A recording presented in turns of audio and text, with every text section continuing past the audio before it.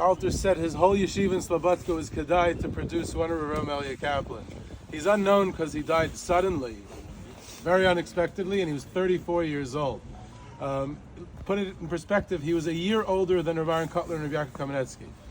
So that means he's their generation. So he could have been in our world had he lived longer. He wasn't someone from a long time ago. He died in 1923. He was 34, 1889, 1923, and he was the shining light of Slobodka, a unique neshama, unique. He would say Graman by his friends Sheva Brachas, and it was all Rav Aaron Kotler Sheva Brachas. Rav Aaron Kotler's Sheva Brachas, Rav Aaron gave a long pilpul, after which he turned it into a Graman, saying the entire thing back in Graman. And famously, a bunch of Talmidim in Eretz Yisrael were casting doubt, as Litvaks tend to do, about the veracity of this story. And they asked him, and all of a sudden Rebbetzin Ruderman, the daughter of Sheftel Kramer, says it's a true story, and she was there because she was at the wedding and she heard this actually happen. Reb Avrohom Elya Kaplan was in his 34 years on this world. He wrote Sfarim, he gave Shiurim, he wrote articles to all the Torah journals, he wrote poetry, he was hired as a Rav and a Rosh Yeshiva, and then he was made a Rosh Yeshiva here in the Rabbinical Seminary in Berlin. The Sridei Age, Yaakov Weinberg, succeeded him. So he came to take over, another Slobodka import. He was this rising star in all fields. In the world of Kabbalah, he was already becoming someone well known in Kabbalah. In the world of Torah, in Psak, in Lumdis, he was already world renowned. In Musar, in Hanhaga, in leadership, and surprisingly, I had read about it a few times, that he was becoming known in the Berlin circles as this brilliant mind who was a Slobodker like Rabbi Yaakov Weinberg and other Slobodkers too, who was willing to engage with the scholarly world and was willing to engage with the Jewish studies, and he, in a frum way, it wasn't a maskil or anything, right? But he was willing to engage with that world and that society. And so I had read about it once, and recently I was in a library, and you know what happens when you're in an academic library? You get kind of overwhelmed, like you're a little kid in a candy store and can't choose what to take off the shelf.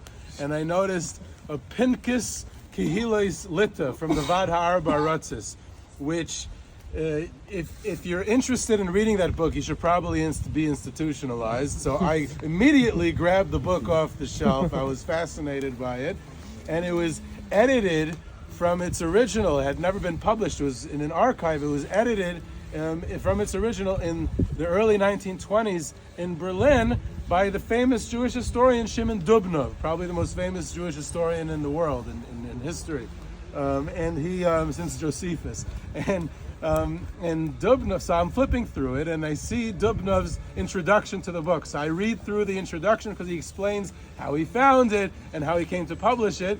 And at the last paragraph, he says, I want to mention Matzevas Zikaron over here. Now, Dubnov was not just secular; he was almost militantly secular. He was very, very secular. He was, he did not, And he says there's this young, brilliant Chacham Talmudi named Reb Avrohom Elya Kaplan from the Rabbinical Seminary in Berlin, who came from Slobodka, and he helped me with editing this Pinkus Kehilos Lita, and he was this brilliant Talmud Chacham, but at the same time he was so scientific, and so he said he became indispensable to my working for the secular historian.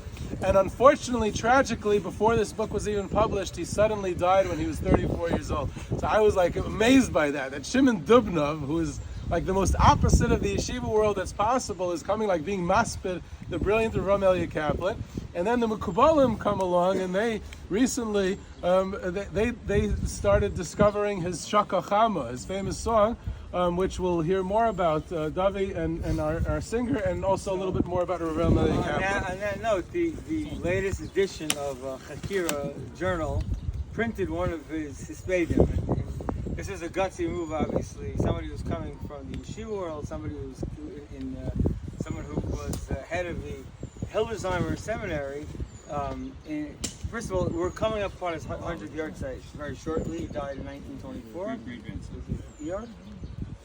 But in 1919, he gave Hesped for Theodore Herzl, and the Hesped was titled Ivri Anochi.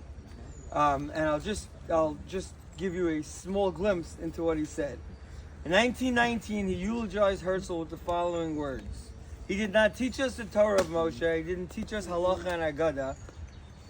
He did not teach us Jewish wisdom and Musar, for he was never taught them. He taught us two words, which until he arrived, we did not dare and could not speak. Ivri Anochi, I am a Jew."